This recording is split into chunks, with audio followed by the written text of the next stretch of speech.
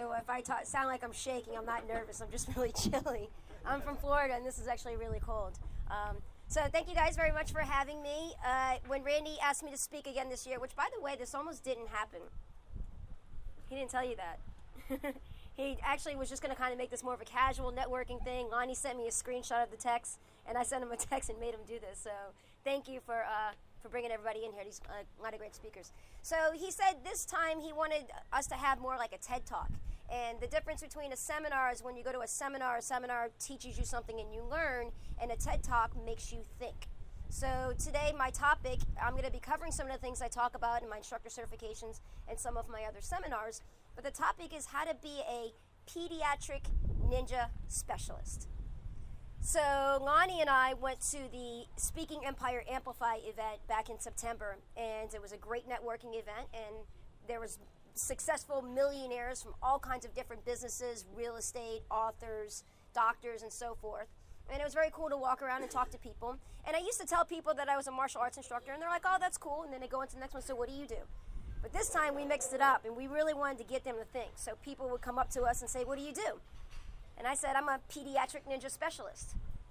And they all leaned in. It was like, what is that? Tell me more. And I told them, I said, I believe that a lot of the hate, anger, stress that we see in adults today was due to bad manners as children or lack of access to constructive things to help them become better versions of themselves as a whole. And what I did is I cracked that code on how to help children become better versions of themselves as a whole, and I happen to use martial arts as my vehicle. Does that sound familiar to you guys? Anybody seen Simon Sinek Start With Why? That's where I got it from, and it worked really well. So I hope, if anything that you get from today, is it gives you that opportunity to make this introduction to your parents and teachers, and when you're talking about what you do, going to your local networking events. Raise your hand if you are going to local networking events. Try it. Let me know if it works for you. So, kind of got off track. So, pediatric ninja specialist. So, yeah. So, I like Simon Sinek, and I watched it Start With Why when I was looking at this presentation. And he said something really cool. He said there are leaders, and there are those that lead. Now, I always liked the word leader, and you just used the word leader, and I thought that was great. And it made me think about Douglas McGregor's presentation that he did several years ago, saying that there's two theories on people who lead others.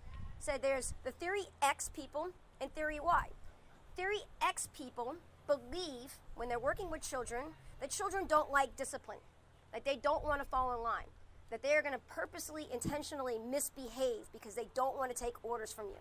And in order to get children to listen, you need to control them, they need to be directed, they need to be threatened, and they need to be punished if they make mistakes. And this is the theory X. It's more of an authoritative belief. So when you think of authoritative, you think of like cops. But I find myself always studying teachers, coaches, parents. As a matter of fact, I went and watched one of my little black belts baseball practices 2 weeks back and watched how the coaches were talking to the baseball players. And they fell under this theory X concept. Now, there's nothing wrong with that because my mother was like that. She was very threatening. I don't know if some of you may not know this, but I didn't join martial arts because I couldn't wait after watching Karate Kid. I was forced to go into martial arts because I was getting in so much trouble when I was younger. I was short, believe it or not, and I was getting picked on a lot, and I retaliated a lot. My parents made me get into martial arts to teach me discipline, and I hated it. And I mocked it and picked on it and didn't really like martial arts at all until I kicked a boy in the head for the first time when I sparred. And my mom jumped up and cheered for me, and everybody was clapping, and I was like, this is the coolest sport ever. You get to hit kids in the head, especially boys, and they cheer you on for it. This is awesome. But back then, I started martial arts in 1987. This will be my 30-year anniversary in August. My ATA number is 8708134888. So that just shows you. And I did martial arts. I was forced to do it, but martial arts did change my life. And I've almost, my 30 years in martial arts, I took a couple of breaks. Like when we moved to Florida when I was in high school, martial arts was not cool back then, right? So I took a break from martial arts and spent 2.5 years working at Disney. And I gained a lot of experience working at Disney. I worked in entertainment, and I was friends with Mickey Mouse, and learned a lot about how to make children laugh through body language, through entertainment. And I happened to get back into the martial arts. This is a funny story. You remember Ted Young and Nicky Young? His van was his blazer, was driving around the town. My mother saw the ATA logo on his blazer and called me up and said, there's a martial arts school that ATA finally down the road. And it was Sergio Von Schmeling. Anybody know who that is? So I joined back in when I was 19 years old, and I would come in early before my class and watch the kids' classes because I fell in love with kids when working with Disney. And Master Von Schmeling asked me to teach a class. And this is a little humble brag, but I taught class applying some of the skills that I had learned at Disney, and it was the coolest, most fun class ever. And from then on, I was like, this is the career that I want to be in. I want to work with children. I want to see children smile. And what a great way to attach your passion of martial arts with working with children. So I created the program Little Ninjas, if anybody's familiar with that. And that program went very, very well. And I sold my schools and walked away from my schools to travel the world and teach martial arts instructors how to teach these kids. And it worked so well that I got into creating other children's martial arts curriculums for the older kids. And one of the things that I started to discover is that I was more of that theory Y concept. Remember theory X? You have to threaten them, you have to punish them. And trust me, I used to be one of those instructors. I used to be the one to put my students in dead cockroach position. You guys know that? You lay on your back, hands and legs up in the air. Little Carlos and Jerry Velez, they used to always be in dead cockroach position in class. But things just started to click where I started to realize that I wanted to be more of a theory Y instructor. And a theory Y instructor believes that kids actually, they want to have good discipline if you teach it and you present it in the right way. They want to show you that they can follow the rules. They want to behave. But if you're a bonehead to them, they're not. So we have to find a way to reach out to them. So these are 4 characteristics of a pediatric ninja specialist that are going to make you think today. The first characteristic of a pediatric ninja specialist, and I got to look at my notes because I get off track, and I have short-term memory as well. The first one is edutainment, and that is entertaining kids while you educate them. And there's many ways to do this. Humor, obviously, is the first one, the best one. Kids love when you have a sense of humor. You tell them jokes. Kids laugh when you're under pain and under pressure, right? You ever go to a kid's movie and watch? It's when the bad guy adult gets kicked between the legs and all the kids are like, ah! They think that's really funny. So kids like that type of humor when we're holding targets, and we have this plan with my storm team members where I'll kick the target and they'll fly across the mat. That's edutainment, teaching them the right way to kick, and if you apply a lot of power, they'll fall. Trickery is another part of edutainment. I love this one, you know, when you say, okay, when I say go, everybody stand up. And we'll try it right now. Ready? On your marks, it's like goose, right? And kids, and if they stand up, then you trick them. I love that kind of stuff. On your marks, it's at snow, go-kart, gopher. It's trickery, but it's also teaching them how to pay attention and follow directions. And if they don't move, they're proud, right? So now they're sitting still. How you didn't trick me. That's edutainment. Other parts of edutainment are game-based learning. There's a lot of conflict going on in some of the groups on Facebook. Anybody in the Century Martial Arts Network? Which, by the way, Leon's doing a phenomenal job in that network, but there's a lot of traditional dudes in that group. Anybody here really traditional? Okay. But you like me, so I'm not going to insult you. I just want to make sure I don't insult anybody else. But a lot of these traditional martial artists think that there's no room for games in the classroom. And that is one way to teach martial arts, is not to have games, but kids learn best through play.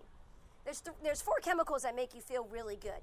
There's dopamine, oxytocin, serotonin, and endorphins.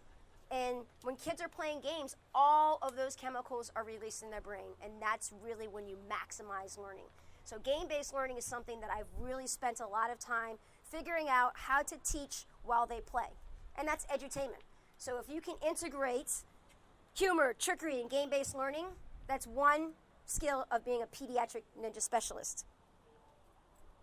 The next one is creativity.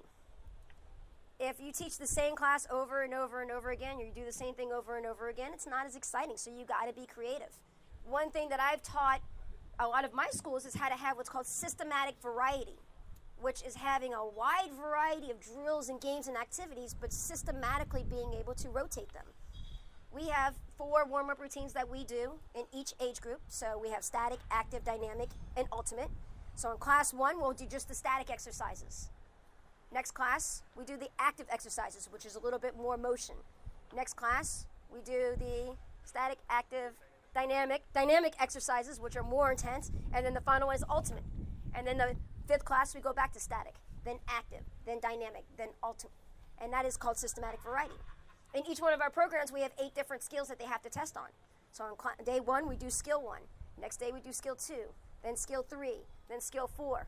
So that we only cover each skill once per month, right? If you're covering 2 skills per week, times 4 weeks, that's 8 skills. So systematic variety. Now, you got to be very creative to do that. Another part of creativity is integrating neurobics. Last year, I talked a lot on this.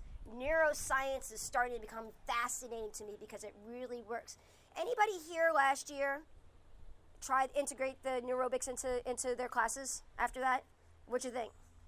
Amazing work. Anybody not familiar with neurobics is? Okay, so when we start class, we always start with a warm-up, right?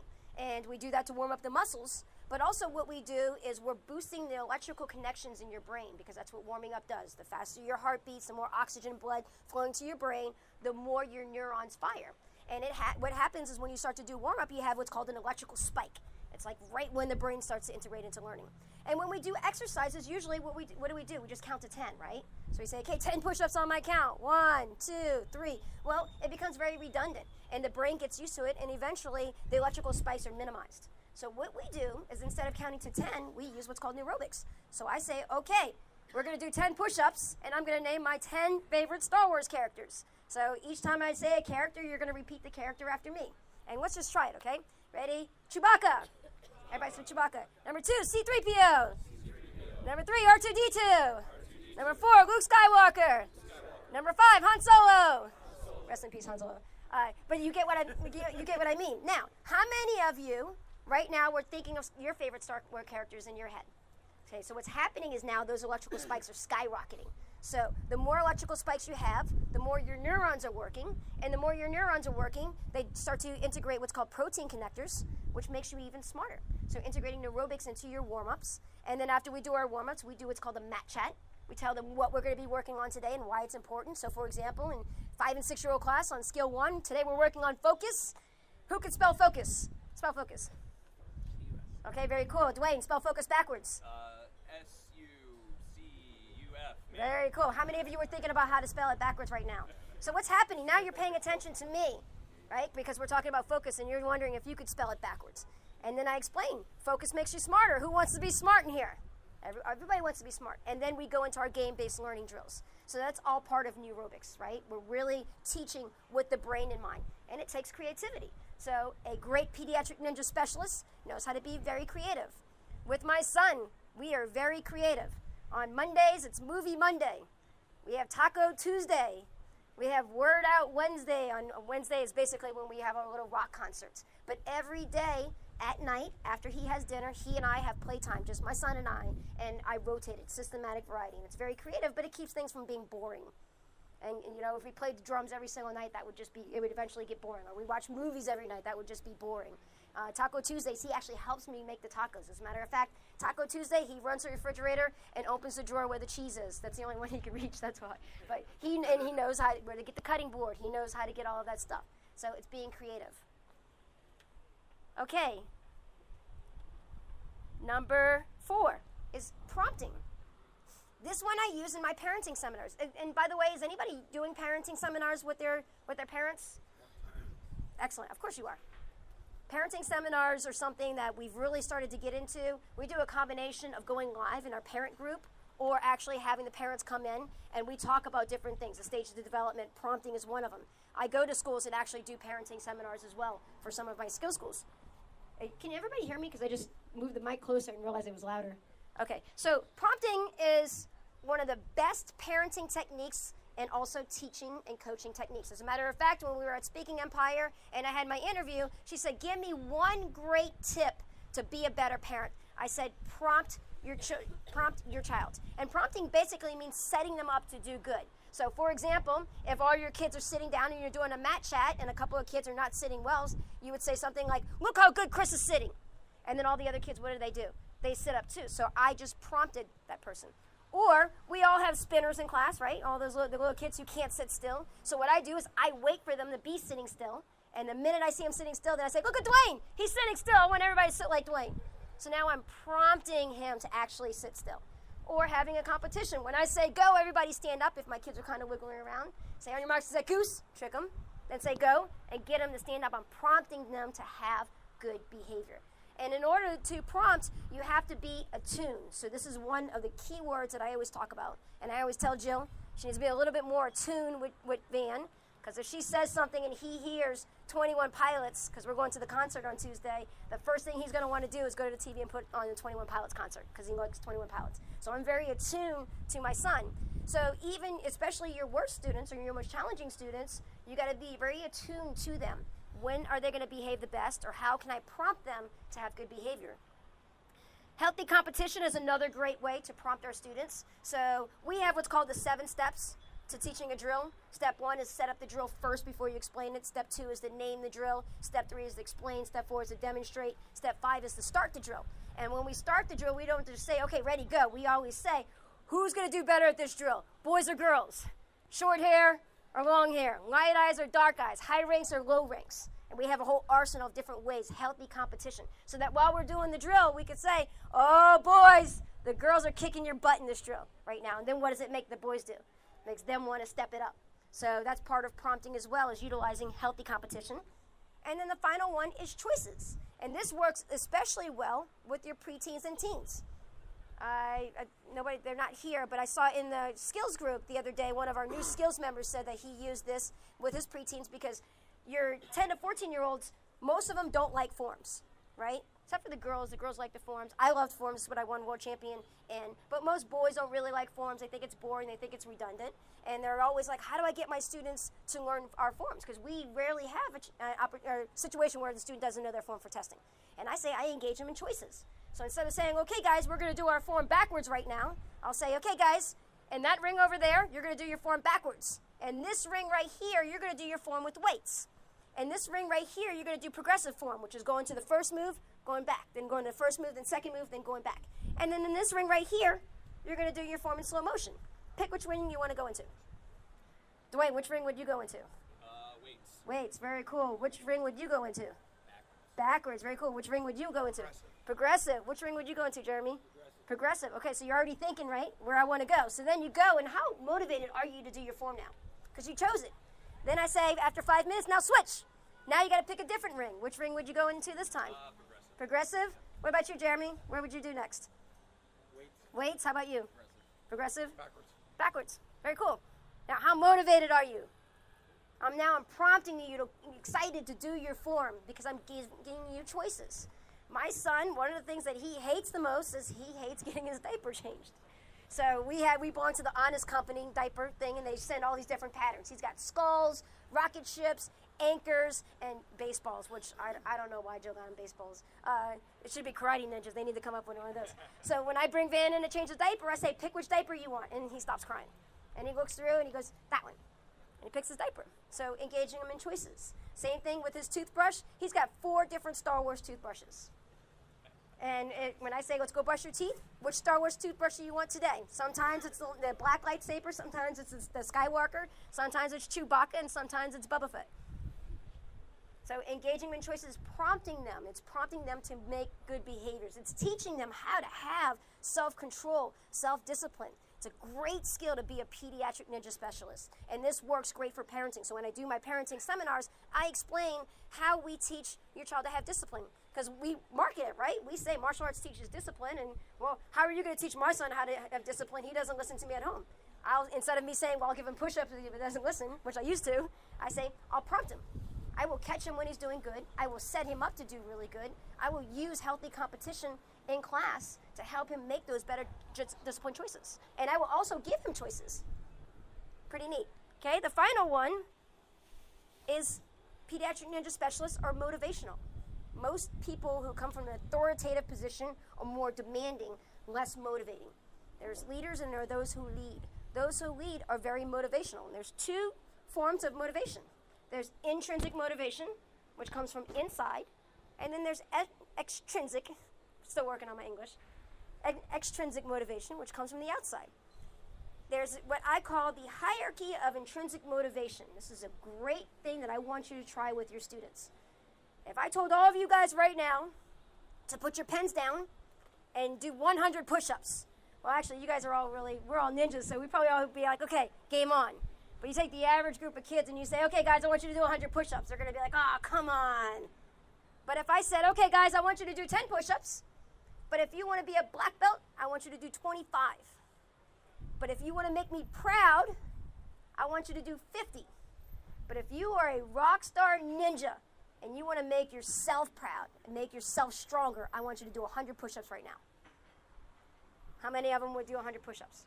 All of them. Except for one time in my class, core skills, Nathan Sanders, I'll never forget. He did 25 and stood up and said, finish, ma'am. And I was like, Nate, how come you're not doing all? He goes, I just want my black belt, ma'am. And I was like,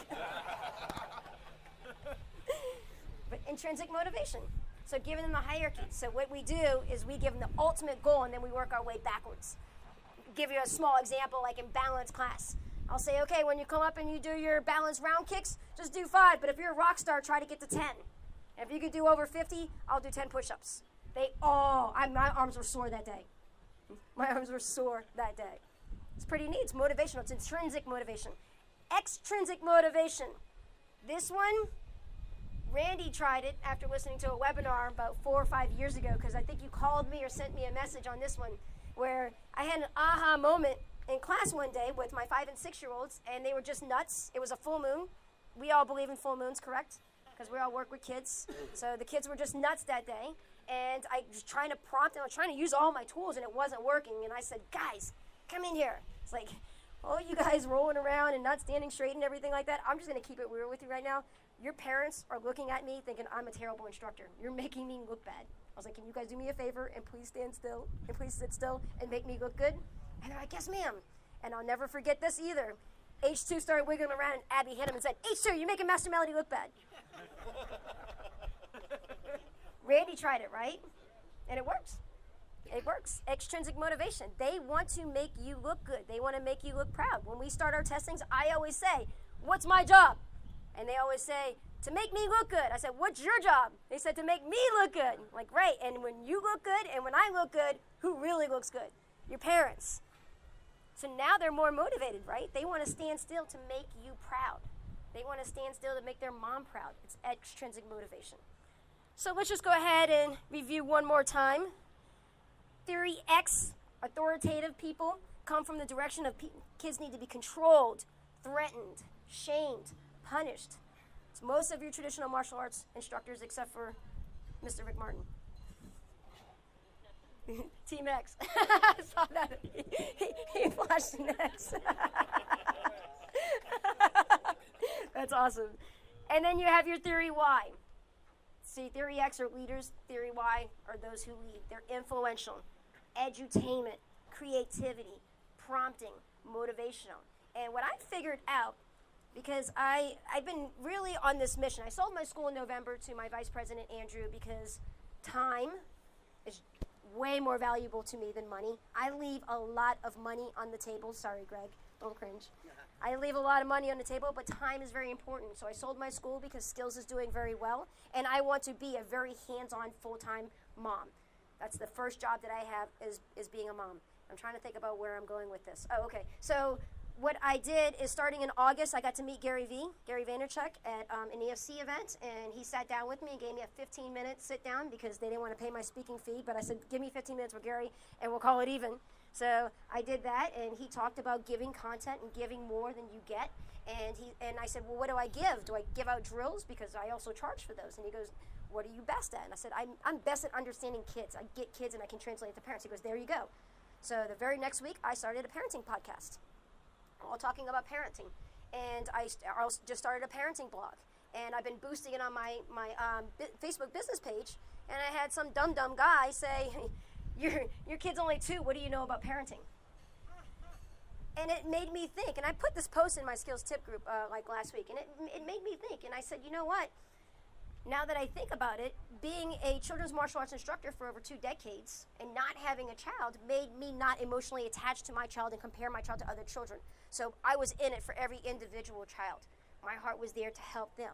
And I actually learned how to be a great parent through trial and error of other kids' children. So that when my son was born, I was prepared to be a fantastic parent. And another humble brag, I'm a great parent. And if you see my son, Van, on Facebook, yes, he's got some natural talents. He's naturally good looking. He does not get that from me. But he also has emotional intelligence. He has a lot of confidence. He has a lot of thirst for music and outdoors, activity. And that's because I'm a great parent. And these skills are skills that, yes, we need these in a martial arts classroom, but they also make us great parents. And I urge you, or I can't even remember the word. I implore you to host a parenting seminar. Whether you do it at your school or you do it in your parenting group in a live video, and cover these skills on how to be a pediatric ninja parent, which, by the way, is the name of my book that's going to be coming out at the end of this year. Thank you. Thank you guys very much for your time.